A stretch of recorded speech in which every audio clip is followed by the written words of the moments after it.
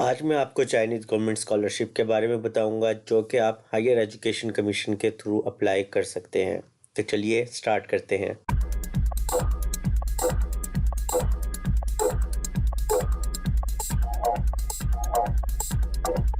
अस्सलाम वालेकुम, मैं हूं मोहम्मद जुनैद अंजुम और आज मैं आपको चाइनीज़ गवर्नमेंट स्कॉलरशिप के बारे में बताऊंगा जो कि सीएससी भी कहलाता है।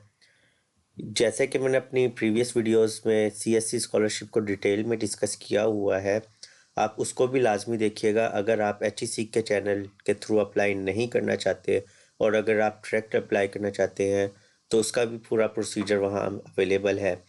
और सीएससी की ऑनलाइन एप्लीकेशन कैसे फिल करते हैं उसका भी प्रोसीजर सारा वहाँ अवेलेबल है। उसका लिंक मैं डिस्क्रिप्शन में भी डाल देता हूँ और इस पूरी प्ले लिस्ट का लिंक यहाँ आपको ऊपर भी शो हो रहा होगा। तो डिटेल इंफॉर्मेशन के लिए आप उन वीडियोस को भी देख सकते हैं। लेकिन अगर आप एचईसी के चैनल के थ्रू अप्लाई करना चाहते हैं सीएससी स्कॉलरशिप को तो मैं आपको उसके बारे में आज गाइड करूंगा। तो सबसे पहले हम देखें कि इसकी जो डेट है, डेडलाइन, वो 18 जनवरी 2021 है अगर आपने एचईसी के थ्रू अप्लाई करना है। लेकिन अगर आप डायरेक्ट यूनिवर्सिटी में अप्लाई कर रहे हैं, डायरेक्ट सीएससी के थ्रू अपने बिहाफ पर अप्लाई कर रहे हैं, तो उसकी deadline university to university vary करेगी जो मैक्सिमम 31 मार्च तक जाती है। लेकिन अगर आप एचईसी के थ्रू अप्लाई करना चाह रहे हैं तो आपने सारे के सारे डॉक्यूमेंट्स और ऑनलाइन एप्लीकेशन 18 जनवरी से पहले पहले फिल करनी होगी और इधर भी ऑनलाइन एप्लीकेशन को आपने फिलअप करना होगा। तो चलिए हम आगे मज़ीद डिटेल में अंडरस्टैंड करते हैं इस स्कॉलरशिप को।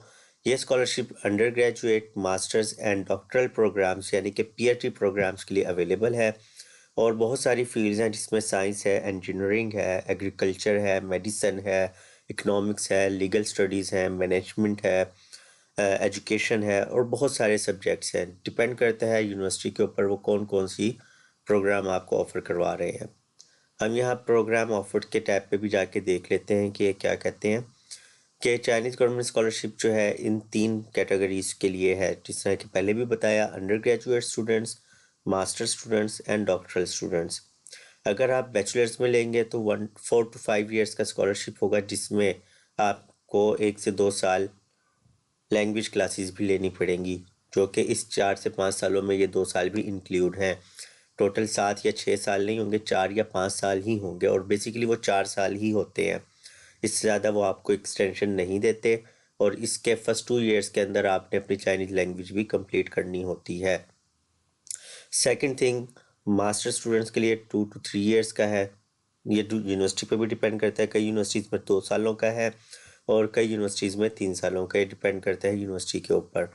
और इसमें क्या कहते हैं, अगर आप मास्टर्स के स्टूडेंट हैं तो मोस्ट प्रोबेबली ऐसा होता है कि आपको पहले साल जो है आपको अपने कोर सब्जेक्ट्स के साथ चाइनीज़ लैंग्वेज के सब्जेक्ट्स भी मैंडेटरी होते हैं, वो लेने होते हैं। तो उसके साथ साथ यूनिवर्सिटी की ये भी रिक्वायरमेंट होती है कुछ कि आपने HSK 3 जो एग्ज़ाम है वो पास करना होता है। जिस तरह के इंग्लिश लैंग्वेज का आइल्स एग्ज़ाम होता है, इसी तरह चाइनीज़ लैंग्वेज का जो एग्ज़ाम है वो HSK होता है। इसका लेवल 3 आपने क्लियर करना होता है और उसका सर्टिफिकेट देना होता है। अगर आप वो क्लियर नहीं कर पाते तो कई यूनिवर्सिटीज़ की ये रिकमेंडेशन होती है कि आपको डिग्री नहीं दी जाएगी। तो इस बात को आपने जहन में रखना है। लेकिन इस बात से परेशान भी नहीं होना क्योंकि HSK 3 बहुत ही आसान टेस्ट है। अगर आप 1 साल अगर प्रॉपर उसकी तैयारी करके दे देते हैं तो आप बहुत इजीली उसको अच्छे मार्क्स के साथ क्लियर कर सकते हैं। ये कोई बड़ा मुश्किल टेस्ट नहीं होता। आगे बात करते हैं डॉक्टरल स्टूडेंट्स के लिए जिसका ड्यूरेशन 3 से 4 साल होता है और इसका भी सेम वही मास्टर्स की तरह आपको लैंग्वेज कोर्स करना होता है और वो आपको क्लियर करना होता है। तो उम्मीद करता हूँ यहाँ तक आपको समझ आ गई होगी। अब हम आते हैं फाइनेंशियल कवरेज की वजह तरफ। ये मैंने पहले भी अपने सीएससी की गाइडलाइन में सारा कुछ डिस्कस किया हुआ है और डिटेल में डिस्कस किया हुआ है, लेकिन फिर भी मैं आपको यहाँ बता देता हूँ कि बैचलर्स के लिए 2500 युआन्स, मास्टर्स के लिए 3000 और पीएचडी के लिए 3500 युआन्स। युआन उनकी करेंसी है जो कि आरएमबी भी खिलाती है। तो इतने आपको एक्सपेंडिचर दिया जाता है पर मंथ स्टाइपेंड, यानी कि आप कह लें कि आपकी सैलरी है जो कि पर मंथ आपको मिलती है। और इसके अलावा क्या कहते हैं, आपको वो अकोमोडेशन भी देते हैं और मेडिकल इंश्योरेंस भी देते हैं। वीज़ा आपका खुद आपके लगवाना होता है आपने, और क्या कहते हैं, आपको एयर फेयर भी नहीं दिया जाता, ये भी आपने खुद बेयर करना होता है फाइनेंस।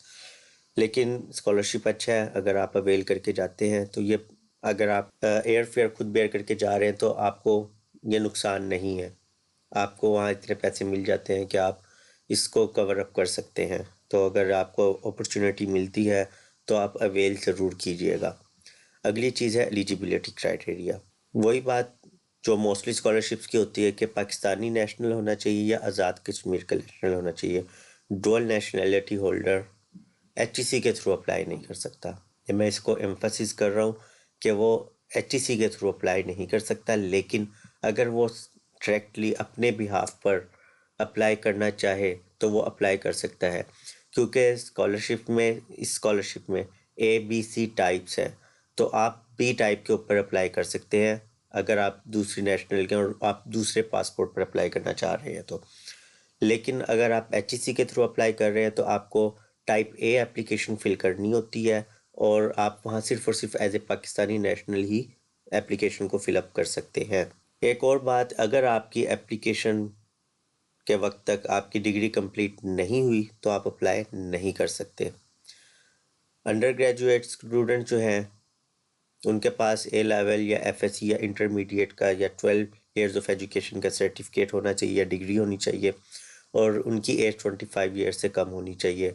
मास्टर्स करना चाहते हैं तो बैचलर्स की 16 ईयर्स वाली डिग्री होनी चाहिए और आपकी 35 ईयर्स से एज कम होनी चाहिए। अगर आप पीएचडी करना चाहते हैं तो 17 से 18 साल की आपकी क्वालिफिकेशन होनी चाहिए, या एमफिल या एमएस की डिग्री हो, और 40 ईयर्स से आपकी एज कम होनी चाहिए, और आप इस वक्त कोई और स्कॉलरशिप अवेल ना कर रहे हो, सिर्फ और सिर्फ आप यही स्कॉलरशिप अवेल कर सकते हैं। उसके बाद प्रोसीजर पे आ जाते हैं, हाउ टू अप्लाई। आपने सबसे पहले क्या करना है कि ऑनलाइन एप्लीकेशन फिलअप करनी है सीएससी की वेबसाइट पर। ठीक है, सीएससी की वेबसाइट पे आप जब एप्लीकेशन फिलअप करेंगे इस वेबसाइट के थ्रू, आप ऑनलाइन एप्लीकेशन की वीडियो हमारी जो मैंने बनाई हुई है, आप उधर से भी गाइडलाइन ले सकते हैं जिसका लिंक ऊपर आ रहा होगा। आप वहाँ से देख सकते हैं कि क्या प्रोसीजर है। उस तरह आपने इस एप्लीकेशन को फिलअप करना है और टाइप ए सेलेक्ट करना है, और एजेंसी नंबर आपने ये पुट करना है जो कि हमारी हायर एजुकेशन कमीशन का एजेंसी नंबर होगा। उसके बाद जब आप ये फिलअप कर लेंगे एप्लीकेशन सीएससी पर, तो एक पीडीएफ डाउनलोड हो जाती है वहाँ से। फिर आपने एचईसी की ऑनलाइन एप्लीकेशन फिलअप करनी है, और फिलअप करने से पहले 500 का ड्राफ्ट बैंक में जमा करवाना है, और उसकी स्लिप भी अपलोड करनी है।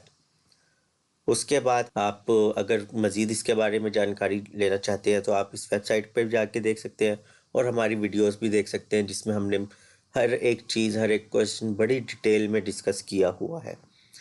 उसके बाद submission of online application at CSC and HEC portal are mandatory. ये आपने दोनों में लाजमी अपनी एप्लीकेशन ऑनलाइन फिल करनी है, अदरवाइज आपका केस आगे नहीं जाएगा।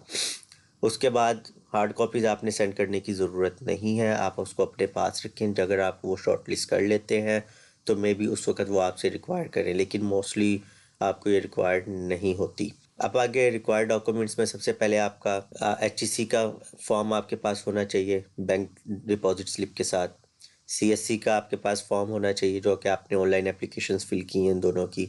उसके बाद इन दोनों के फॉर्म आ जाएंगे फिल करने के बाद। उसके बाद आपकी अटेस्टेड कॉपी होनी चाहिए CNIC और पे फॉर्म, डोमिसाइल, और copy of IBCC equivalence certificate and HEC equivalence if applicable. अच्छा जी, उसके बाद आपके पास एक स्टडी प्लान होना चाहिए तकरीबन 800 वर्ड्स का, मास्टर्स के लिए 200 वर्ड्स का, बैचलर्स के लिए और 1500 वर्ड्स का तकरीबन पीएचडी के लिए। इसके अलावा आपके इंग्लिश प्रोफिशेंसी जो सर्टिफिकेट है वो होना चाहिए, या आइल्स, टोफल या HS के स्कोर होना चाहिए जहाँ जहाँ ये एप्लीकेबल है। इसके बाद आपकी फ़िज़िकल एग्जामिनेशन फॉर्म जो होता है उसकी आपके पास एक रिकॉर्ड होना चाहिए, उसका मतलब फॉर्म होता है, उसकी भी फ़ोटोकॉपी आप इसको जहाँ सबमिट करवाएंगे। कहता है कोई भी इनकम्प्लीट रिकॉर्ड हो या क्या कहते हैं विदाउट सिग्नेचर हो तो वो इनवैलिड कंसीडर किया जाएगा। उसके बाद आपने यहाँ नॉन क्रिमिनल रिकॉर्ड जो आपके मोस्टली 15 के ऑफिस से बनता है, ये भी आपने पुलिस क्लियरेंस सर्टिफिकेट बनवा लेना वहाँ से।